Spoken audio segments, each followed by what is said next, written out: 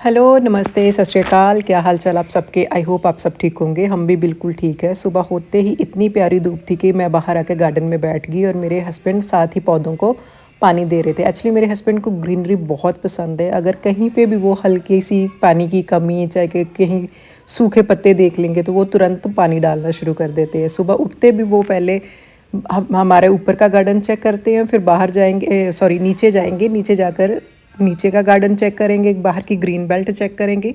अगर कहीं पे कोई कमी होएगी तो पानी डालना शुरू कर देंगे। यहाँ पे मीना भी आ गई थी। मीना का टाइम होता है 9 बजे का, लेकिन ये मैडम 10, साढ़े 10, 11 भी बजा आती है। तो सुबह आते पहले तो मेरे से खाती है डांट, फिर करती है कोई और दूसरा काम। खैर ये तो हमारा डेली का चलता रहता है। यहाँ पे मैं मीना को कह रही थी कि मीना क्विल्ट निकाल दो, क्योंकि सारा दिन मौसम बहुत अच्छा रहता है, लेकिन रात होते ही मौसम एकदम से ठंडा होना शुरू हो जाता है। और 2-3 दिन से ब्लैंकेट में इतनी ठंड सी महसूस हो रही थी कि आज मैंने इससे फिर क्विल्ट निकलवा ली है। यहाँ पर मीना बाहर लेके जा रही थी रजाई को, ताकि धूप वगैरह लग जाए, क्योंकि कितनी भी आप ड्राई क्लीन करवा के रजाइयाँ कंबल वगैरह रखवा लो, लेकिन वो बेड की एक जो अजीब सी स्मेल होती है वो आनी शुरू हो जाती है। तो मेरी वैसे भी आदत है कि मैं सर्दियों में हो, सर्दी हो चाहे गर्मी हो, मेरी आदत है कि मैं अपने बिस्तर जैसे क्विल्ट हो गई, ब्लैंकेट हो गया, चाहे टॉवल्स हो गए, ये मैं धूप में ज़रूर डालती हूँ। आज मीना जब घर से आई तो उसके हाथ में एक बैग था जिसमें उसके कपड़े थे। दरअसल मैंने ही उसको बोला था कि तू मेरे पास ही रुक जाया कर, क्योंकि सुबह भी आना, रात को लेट जाना, किराया दोनों टाइम देना, 20 रुपये सुबह के, 20 शाम के। तो मैं कह रही थी कि घर पे भी सोना है तो सो बेटर है कि तू मेरे पास ही सो जाया कर। तो मीना का कहना था कि उसकी सिस्टर की शादी है, तो जब उसकी शादी हो जाएगी उसके बाद मैं आपके पास रुकने के लिए आ जाऊँगी। लेकिन शादी उसकी बहन की लास्ट मंथ जब हुई तो मैंने पूछना शुरू करा कि मीना कब आ रही है, कब आ रही है, तो वो मुझे रोज़ बहाना करके टाल देती थी, जिससे मुझे थोड़ी समझ लगी कि इसका मन नहीं है। तो मैंने भी इसको कहना बंद कर दिया। फिर परसों इसकी मम्मी और जिस बहन की शादी हुई थी वो दोनों आई, क्योंकि देखो शादी वाले घर जब माहौल ऐसा होता है, खर्चा भी काफ़ी हो जाता है, तो सबका हाथ टाइट हो जाता है। मीना की फैमिली में 5 बहनें, एक भाई और मम्मी है। और जहाँ ये लोग रह रहे हैं वहाँ और भी 5-6 फैमिलीज़ रह रही है, क्योंकि वहाँ काफ़ी रूम्स बने हैं और सब लोग क्या करते हैं, शाम को एक साथ वापस जब काम से आते हैं तो बैठ के चाय पानी गपशप करते रहते हैं और लेट नाइट तक इनकी बातें चलती रहती है।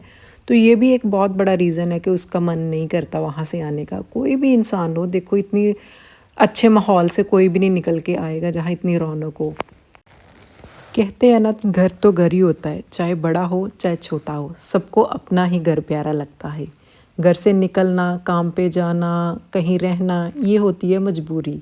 देखो नई ब्याही लड़की भी जब अपने ससुराल जाती है तो अपने घर को बहुत मिस करती है। बेशक उसका ससुराल घर बहुत अच्छा हो, क्योंकि हर पेरेंट्स की यही कोशिश होती है कि वो अपनी बेटी को अपने से कहीं अच्छा घर ढूंढ के दे।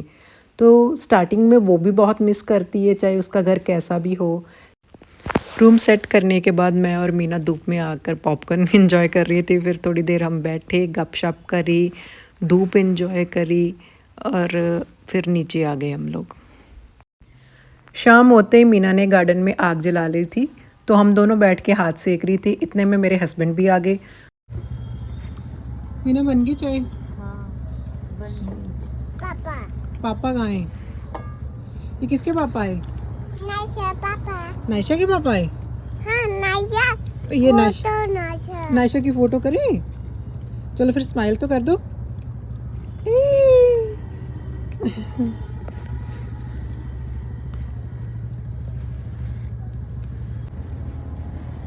नायशू, हेलो हेलो, खा लो। जहाँ जी मीना ने बना ली थी चाय और मेरे हस्बैंड हंस रहे थे कि चलो अब गैस का बिल भी कम आएगा, क्योंकि तुम लोगों ने चूल्हा जलाना सीख लिया है, चाय के साथ साथ बाकी काम भी चूल्हे पे अब करा करो। तो चाय जैसे ही मैंने एक सिप ली तो मैडम ने चाय में चीनी डाली ही नहीं थी। बातों बातों में मैडम चाय में चीनी डालना ही भूल गई थी। फिर से चीनी डाली और गर्म करके हमें चाय दी और हमने चाय पी।